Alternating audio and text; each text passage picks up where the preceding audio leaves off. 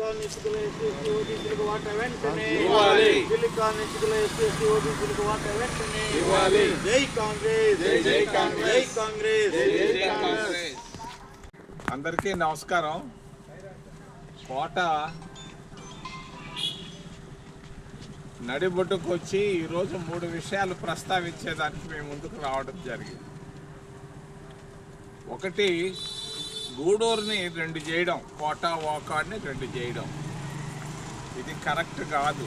కోట వాకాడ్ అని 2 కలిసి ఉన్నాయి, రామలక్ష్మణ్లా కలిసి ఉన్నాయి. రెడ్డి శ్రీనివాసరెడ్డికి మరొక పక్క, ఇద్దరు కలిసి విభేదాలు ఉన్నా కూడా ప్రాంతాన్ని ముందుకు తీసుకెళ్లారు. ఆంధ్రప్రదేశ్ రాష్ట్రంలోనే దీనికి ఒక మంచి పేరుంది, కోట వాకాడుకు.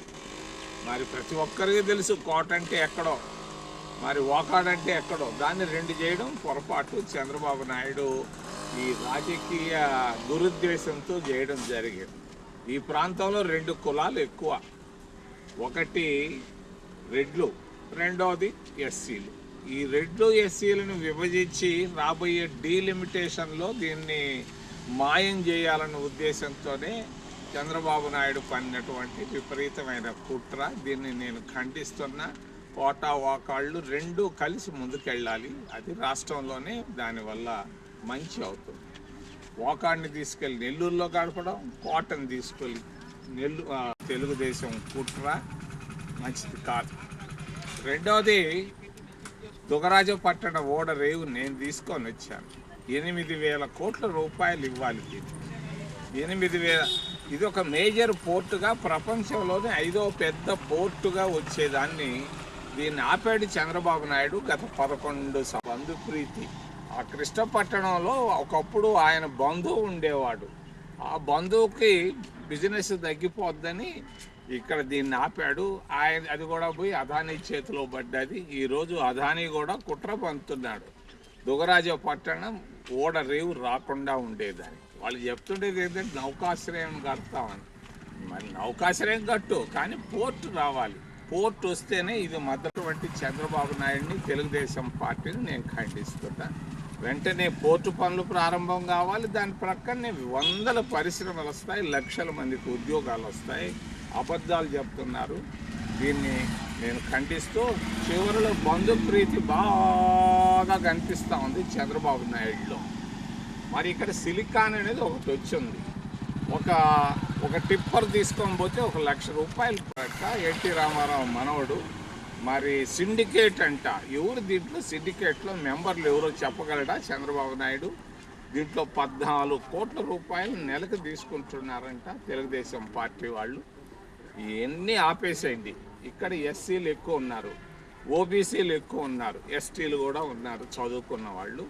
వాళ్ళకు కూడా తప్పనిసరిగా మీరు ఉద్యోగాలు ఎట్టా ఇవ్వలేరు, కనీసం ఆ సిలికాన్ ఇస్తారని తెలియజేస్తూ వెంటనే 15 రోజుల లోపల ఆ సిండికేట్ని క్యాన్సిల్ చేసి ఎన్టీ రామారావు బంధువుని వెనక్కి పంపించి, ఆయనకి ఏమి కూటికి లేదా? ఎన్టీ రామారావు మనవడికి సినిమాలు తీసుకోవచ్చు కదా, ఇక్కడ ఇసుకే సిలికానే తీసుకోవాలా ఆయన? నేను చంద్రబాబు నాయుడు వైఖరిని ఖండిస్తూ తప్పనిసరిగా సిలికాన్ను తప్పనిసరిగా ఓబీసీలకు, ఎస్సీలకు, ఎస్టీలకు కేటాయించాలని నేను కాంగ్రెస్ పార్టీ తరఫున ప్రార్థిస్తున్నాను. పాపులేషన్ పై మీ కామెంట్ ఏంటి? పాపులేషను చంద్రబాబు నాయుడు నిన్న అసెంబ్లీలో చేరి మాట్లాడుతున్నాడు. ఏమని? మరి ఇంటికి 3 బిడ్డలు కనాలా, మొగుడు పెళ్ళాలని. మరి బాబు చంద్రబాబు నాయుడు, నువ్వు ఎంతమంది బిడ్డలను కన్నావు? నువ్వేమో తెలివిగా 1 బిడ్డను లొకేషన్ కన్నావు. నిన్నెవరు ఆపారు? ఇంకొక 2 బిడ్డలు నువ్వు కానీ మాకు చెప్పుంటే బాగుంటావు. పోనీ నీ ఏదన్నా ఒక 3 బిడ్డలను కానీ ఉంటే బాగుండు. లోకేష్కి కూడా 1 బిడ్డ.